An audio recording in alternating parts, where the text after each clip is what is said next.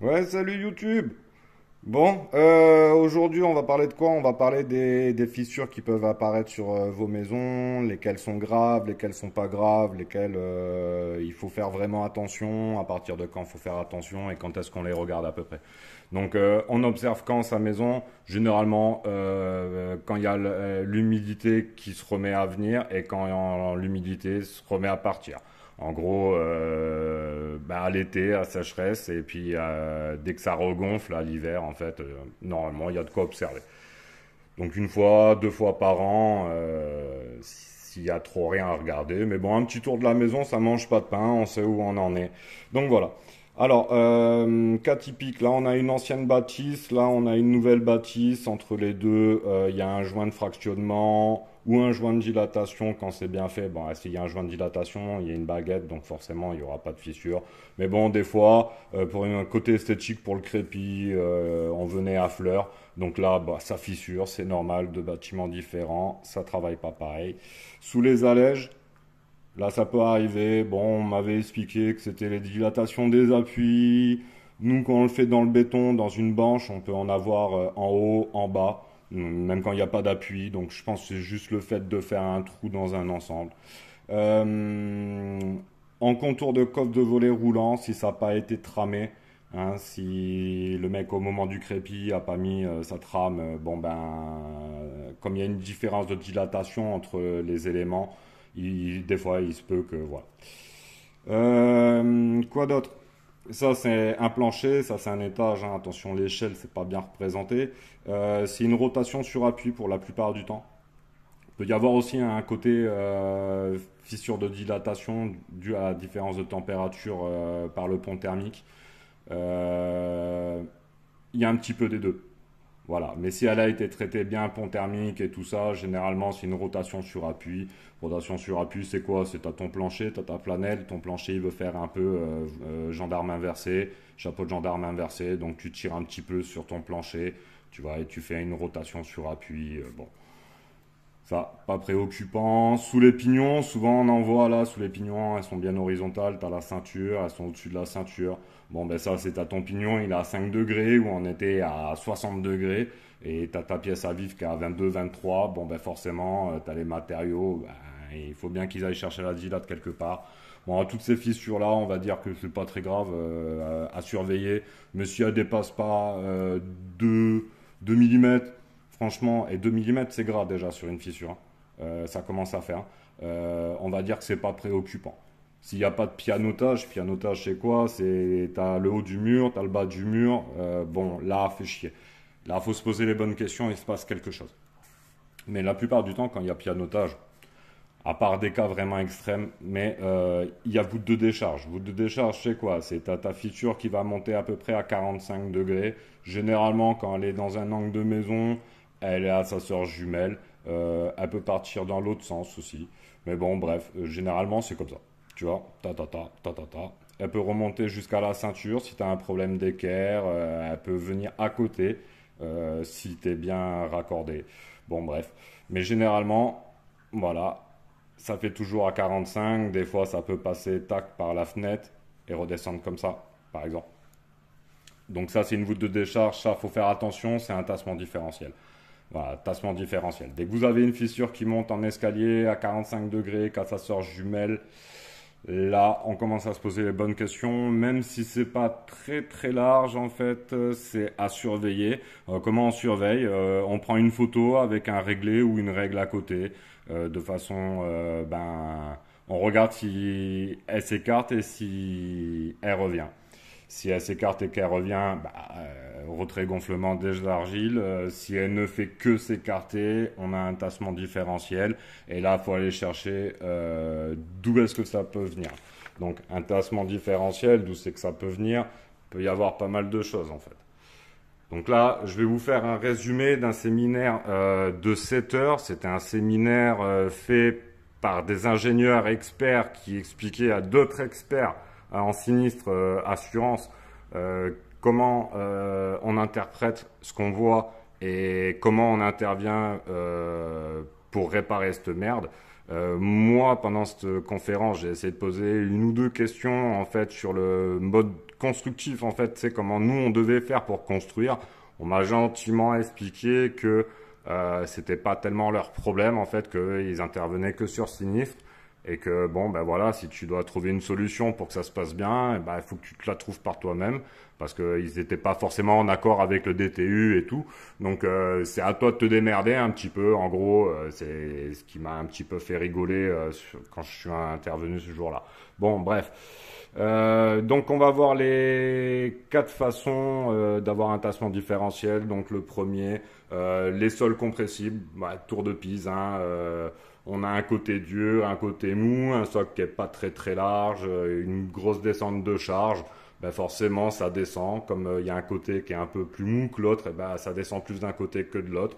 Et ça prend de l'angle. Et ça prend de l'angle. Et ça prend de l'angle. Donc voilà. Voilà, le plus simple, problème de portance.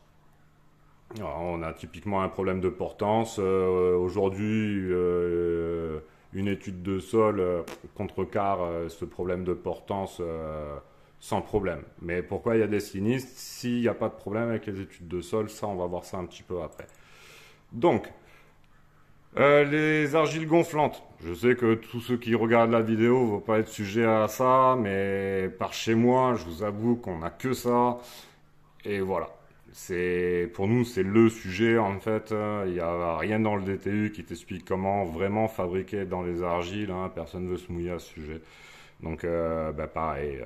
Donc, il n'y a pas si longtemps que ça chez nous, on devait avoir une zone profondeur d'encastrement en fait de 50 cm. Avec la sécheresse qui augmente, comme les assurances sont inquiets qu'on a la profondeur optimale aujourd'hui où tu as l'argile qui ne varie plus en eau, descend de plus en plus. Donc ils savent qu'ils vont avoir des sinistres à foison. Donc du coup ils essayent de limiter la casse sur le futur. Pour l'instant limiter la casse c'est on ancre à 80 cm. Donc chez nous on ancre à entre 80 et 1,20 m parce qu'il est dit que en 2020, les argiles à cette profondeur en fait ne sont plus sujets au retrait gonflement, tatati tatata. Donc aujourd'hui, solution, on ancre. Donc ancrer, ben, on va dire, je sais pas si on le voit bien, de là à de là, du bas de la fondation théorique là à ici, en gros béton. Nous généralement, tu vois, ils font gros béton qui te sert de béton de propreté aussi. Après, tu passes en C25-30 et tu fais ton corps de fondation pour venir ancrer dans la bonne zone. Bon, solution.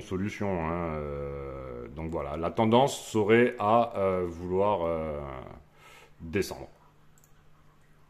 Ce qui n'est pas une mauvaise solution en soi, mais économiquement parlant, ça augmente quand même considérablement le volume béton.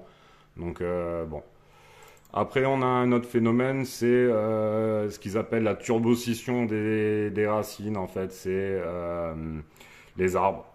Un arbre, comment ça marche, de ce qu'il expliquait, en fait, ça construit à peu près 20 km de racines à l'année. Tu vois, un arbre standard, 20 mètres, hein, 15-20 mètres de haut. Et ça en sacrifie 98% et ne garde en fait que les 2% de radicelles en fait qui apportent de l'eau. Donc au départ, c'est des petits chemins de campagne en fait, des petits chemins en terre, et d'année en année, ils transforment ça en départemental, national, autoroute. Et voilà le genre d'autoroute qu'on peut avoir qui arrive sous sa terrasse, sous sa maison. Ça peut devenir compliqué. Après, on va voir ensemble pourquoi l'arbre il décide d'aller par ici. Voilà ce qu'on peut retrouver un petit peu sous une fondation, hein, avec les petites radicelles qui paraissent rien en fait quand on les voit comme ça, mais c'est le début des emmerdes. Vraiment. Et là, je parle pas de radicelles de chien dent. Hein, voilà quoi. Donc, pour réveiller un petit peu les esprits, la zone d'influence d'un arbre sur un bâtiment, c'est une fois sa hauteur adulte. Et pas l'arbre qu'on a actuellement qui fait 2 mètres de haut. S'il doit être voué à faire 20 mètres, eh ben, il faudrait qu'il soit à minimum 20 mètres de la fondation. D'accord? Donc, si c'est un groupement d'arbres 4-5 arbres, une haie, il est considéré 1,5 fois la hauteur des arbres. C'est là où déjà, il faudrait que tout le monde se mette d'accord en fait, parce que des fois, tu as des PLU en fait qui t'expliquent qu'il faut végétaliser, tu es obligé, tu vois, mais sur des terrains de 800 mètres carrés, il faudra m'expliquer comment tu mets un arbre à 20 mètres, quoi. Donc là, c'est toujours pareil un peu. C'est donc Joker. Joker là-dessus, je dis rien, quoi. C'est choisissez bien votre terrain. Ça, voilà, en gros. Après, il y a un paramètre que je soupçonnais pas, en fait, qui est con. C'est vrai qu'on le constate, en fait. C'est genre là, les traces de pieds de gamins, de chiens et tout. Bon. Ça, c'est le genre de truc qu'on constate. C'est l'effondrement hydromécanique. C'est quoi? C'est une argile, en fait. C'est des assemblements de grains fins. Et quand tu mets une descente de charge constante et que tu humidifies un petit peu, tu as une réorganisation des grains qui viennent se fermer. D'accord. Ça gonfle pas. Une fois que c'est rétracté de façon définitive. Il n'y a pas de mouvement inverse. Donc ça devient foutre bien la merde en fait. C'est à quel moment c'est quand tu retardes à mettre tes EP, admettons, sur ton chantier. Je te donne un exemple à la con. Tu fais tout ton chantier, tu mets ton toit, mais bon, tu tardes un peu avec les EP, le drainage et tout, machin. Tu as ta fondation, ton vide sanitaire, généralement, il y a de l'eau tout le temps, tout autour. Cette flotte, en fait, vient faire qu'avec la descente de charge du bâtiment, en fait, tu viens faire une réassemblage du grain. Et apparemment, c'est pas réversible. Donc ça, c'est pareil. Et une belle merde. Assez compliqué à comprendre. D'ailleurs, je mettrai le lien pour ceux qui veulent comprendre un peu plus que ce que je l'explique, hein, parce que moi, là, je survole. 7 heures de résumé en l'espace de 30 minutes ou 1 heure, je sais pas combien de temps je vais mettre, c'est assez compliqué. Donc voilà, c'est l'effet douve que je vous parlais, c'est ça. C'est quand tu reviens mettre ton granulat à la fin vite fait, tu sais, et que bon ben ça canalise l'eau quand même, parce que quand tu fais une dépression dans un terrain, c'est le principe du lac en fait, hein. L'eau elle a plus facile d'aller là où il n'y a pas de terre, donc forcément tu crées un lac autour de ta baraque ou un barrage.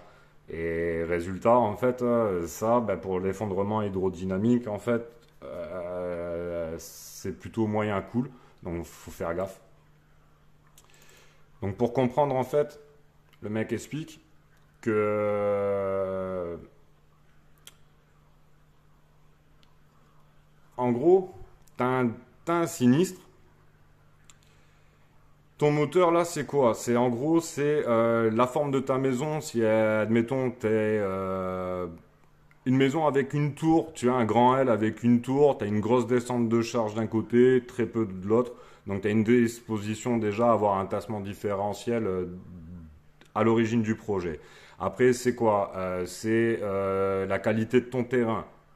D'accord? Qualité de ton terrain et sensibilité, donc RGA, retrait, gonflement des argiles et effondrement hydromécanique. Donc ça, c'est ta génétique du terrain, hein. C'est quand tu l'achètes, t'as pas le choix. Voilà, donc ça c'est ton moteur.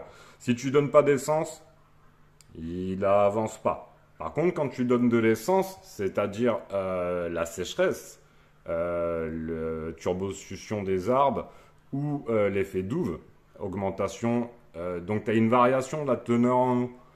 Et quand tu fais varier ta teneur en eau dans une argile, on sait qu'on a du mouvement. Donc tu alimentes ton moteur.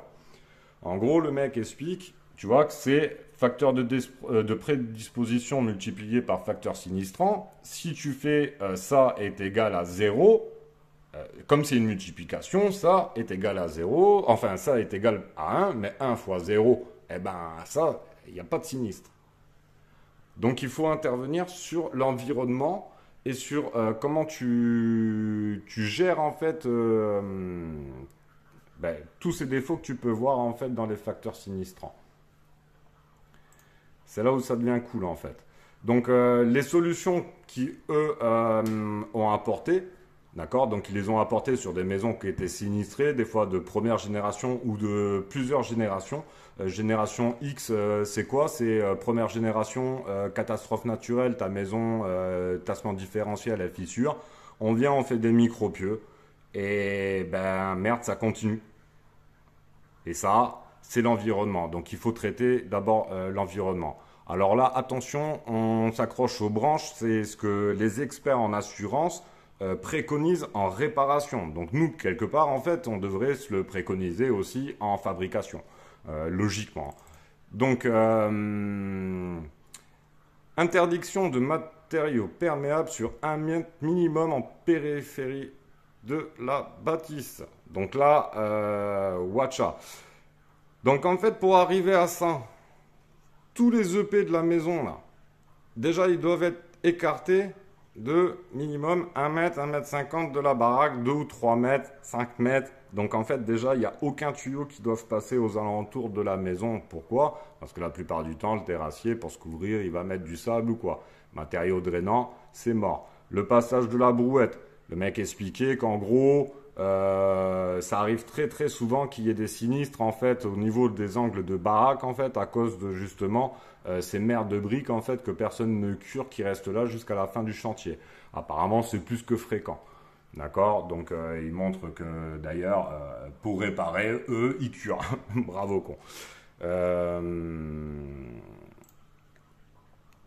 Alors là, je vais vous montrer quelque chose. En fait, ça, c'est le bouquin de la CAPEB, en fait, qui est édité par le CSTB. Hein, CSTB, bon, tout le monde sait ce que c'est. On va dire, voilà. Les mecs en branle avec le DTU, tout le monde est de mèche. Donc, c'est comme ça qu'on fait un drain en France. D'accord? Donc là, je dézoome un peu. Donc, on a une fondation. On voit qu'on vient déchausser sa fondation. Moi, on m'a toujours expliqué que c'était interdit. Hein. Bon, je vous le dis, moi, c'est le meilleur moyen d'avoir des sinistres, cette merde. On ne déchausse pas une fondation sur une rive de fondation, mais bon, bref. Donc, et ça, c'est DTU. J'ai toujours tiqué là-dessus. Je me suis fait ma propre idée. Et quand j'ai vu ce séminaire, j'ai vu un mec qui avait la même idée que moi, mais qui, lui, allait beaucoup plus loin dans le truc. Et puis, en plus, il arrivait à mettre sur papier toutes mes idées. Putain, j'ai trouvé ça miraculeux, quoi. Et résultat, en fait, ici, ce qui se passe, s'il demande de faire une forme en béton en bas le long de la fondation, donc déjà la fondation quand elle est à moins 80 ou moins 1,20 m, tu fais quoi? Tu envoies un mec là dans ce petit trou mourir? Non, t'as pas le droit, il te faudrait blinder à partir de... Tu vois, donc là tu envoies personne travailler. Donc tu comprends bien que ta forme en béton, eh ben, elle n'est pas faite. Donc les mecs, qu'est-ce qu'ils font la plupart du temps? Eh ben, ils le mettent pas en bas. Parce que là, à la limite, je dis pas, on voit qu'il y a le delta MS. Le delta MS ici, en fait, tu vois, moi de ce que j'en ai vu, il faut le renvoyer dans le drain. D'accord? Donc on voit bien que tout ce qui est en périphérie de la maison. Par contre, de l'autre côté, là c'est bien beau, la cuvette, elle est bien faite, là. Là, tu as ton eau, elle repart ici. Mais ici, à ce point-là, elle peut partir en bas, dans ton béton, qui vient jouer dans tes bulbes. Bulbes. Voilà. Dans tes bulbes et tes zones d'influence de fondation. Je vais vous montrer ça juste après. Donc ça, on sait que déjà, personne ne réalise ça. Moi, j'ai jamais vu de ma vie. Je vous le dis honnêtement, jamais. Jamais j'ai vu un mec revenir mettre un coup de pelle le long de la fondation pour faire une cunette au fond, pour faire un drainage. Non, les mecs, ils le font ici, le drainage. D'accord? Ils le font sur la semelle de fondation. Donc là, tu comprends bien qu'il te faudrait faire voilà le béton pour venir protéger, parce que ton bulbe et ta zone d'influence, en fait, c'est ça.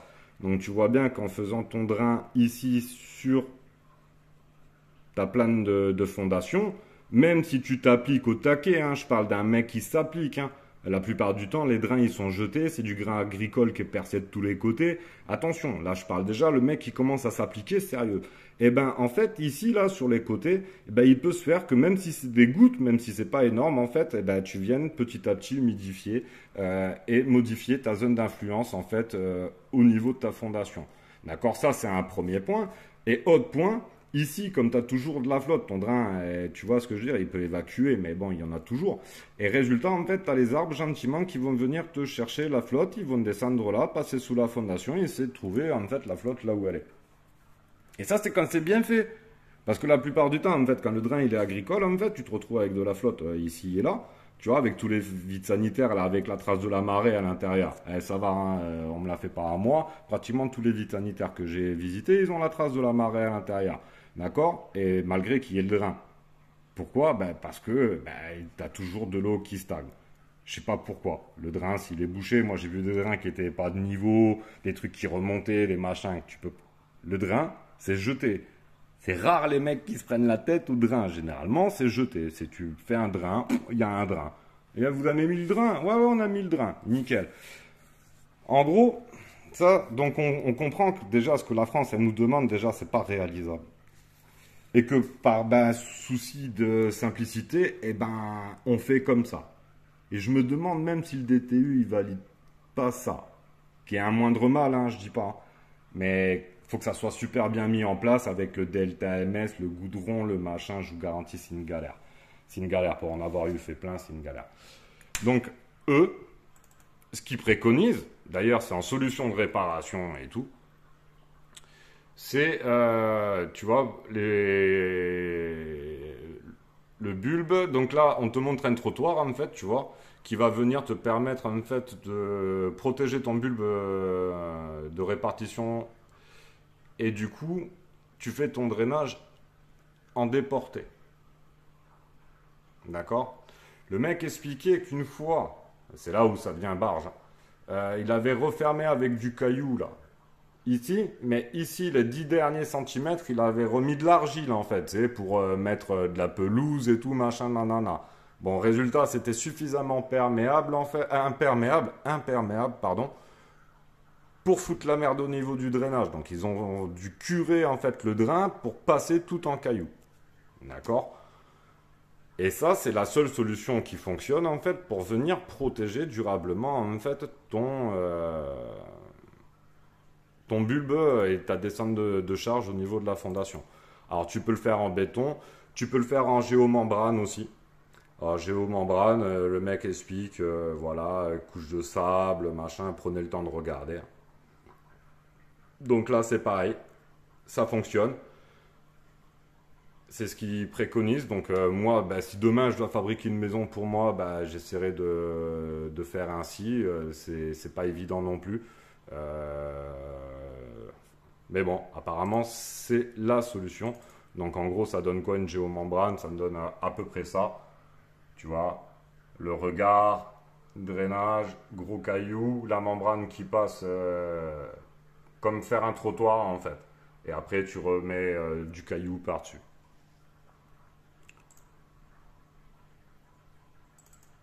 Donc ça, c'est... on dissocie bien toujours... Bon, pour moi, c'est la base, mais bon, peut-être pas pour tout le monde. Mais on dissocie bien toujours, en fait, le drainage du pluvial. Et si on les raccorde, en fait, hein, il faut toujours s'arranger.